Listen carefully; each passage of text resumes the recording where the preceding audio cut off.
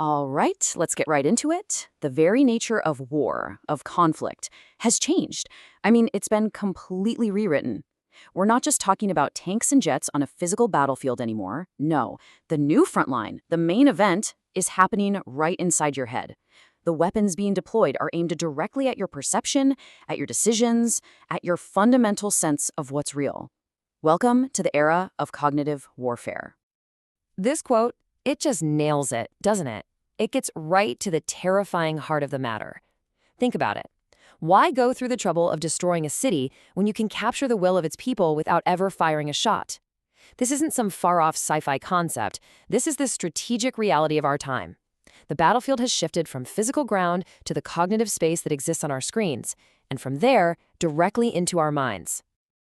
So you might be thinking, okay, but how is this any different from old-school propaganda? Well, it's a completely different animal. Imagine traditional propaganda as a giant loudspeaker, just blasting one single message out to a huge, faceless crowd. AI-driven cognitive warfare, on the other hand, it's a scalpel. It doesn't just broadcast, it whispers. It targets you, specifically you, listens to how you react, and then adapts its tactics in real time. It's a nonstop, automated, and incredibly persistent feedback loop designed for one person, you. Now, to really wrap our heads around this threat, we have to look at where it came from. These new AI systems didn't just pop up out of nowhere.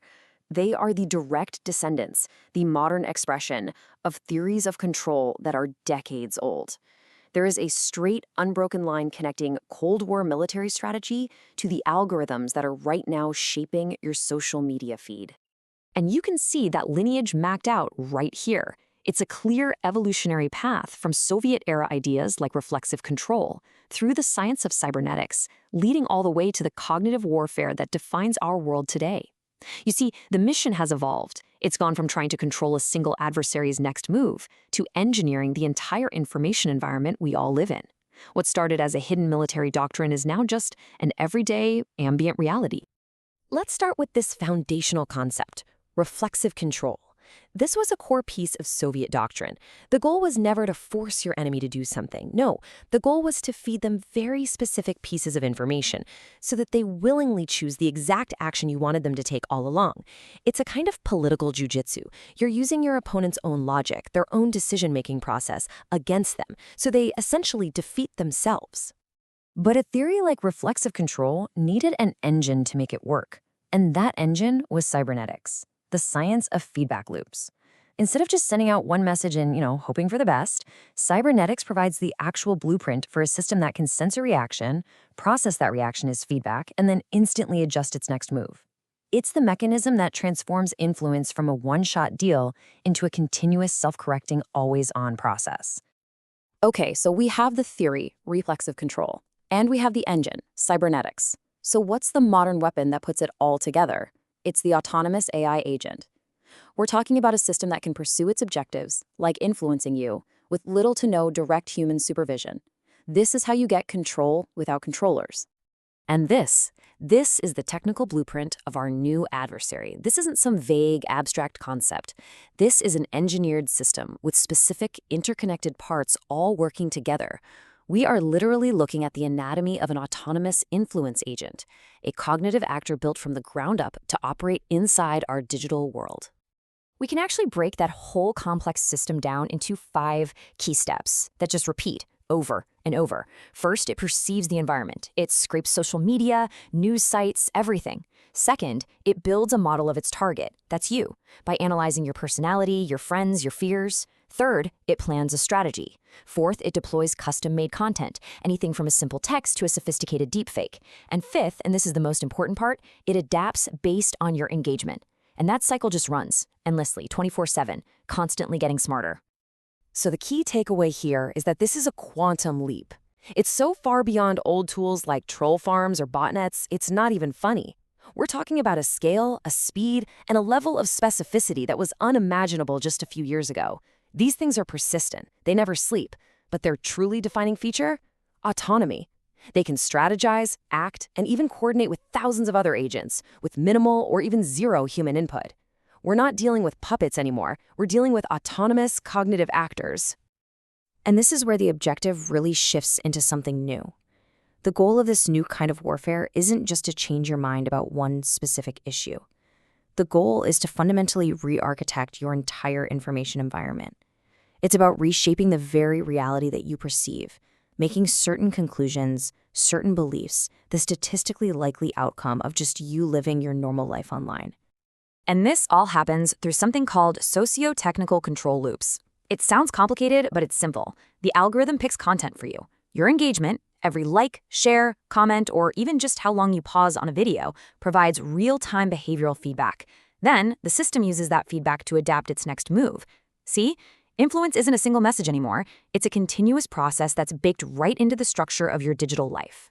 This brings us to a really critical distinction. The ultimate goal isn't always to persuade you to adopt some wild, extreme belief. It's often much simpler and much more sinister. It's about system state management. That means creating and maintaining a stable, predictable state of polarization and division. Because, well, a fragmented society is a predictable one, and a predictable system is an easily controlled one. And this right here, this is the end game. It's a concept called structural lock-in. AI systems don't just put us into little informational bubbles or echo chambers. They go a step further. They algorithmically suppress the communication between those bubbles. They create different trust infrastructures for each group. What this does is it creates a self-sustaining dynamic where societal division becomes the default, stable state of the system, a state where coming together or finding common ground faces systemic, algorithmic resistance.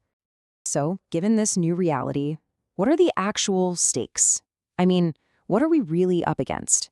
And more importantly, how in the world do we even begin to defend ourselves? The front line is now cognitive, and that demands an entirely new kind of defense doctrine.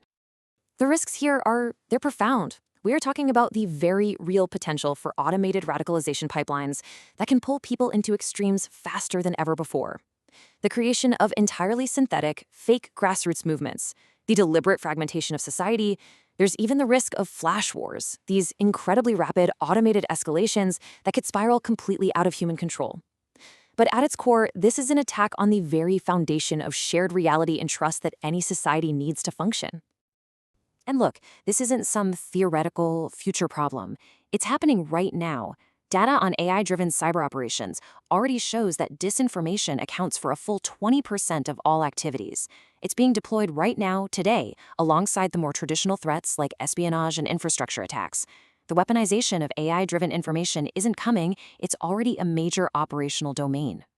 So what's the answer? Well, a new strategic doctrine is starting to emerge. It's called cognitive security. And the core idea is simple, but it is powerful. We have to start treating human perception, our trust in each other, and our own decision-making processes as critical national infrastructure. Just like we defend our power grids and our communication networks, we now have to build a unified framework to defend our own minds through education, resilience, and a whole new kind of situational awareness. Which, in the end, leaves us with one final and frankly critical question. As these autonomous systems become more sophisticated, more seamlessly integrated into our daily lives, and more capable of shaping our information environment without us even knowing it, how can you be sure? How can you be absolutely certain that your next thought, your next belief, or your next decision is truly and completely your own?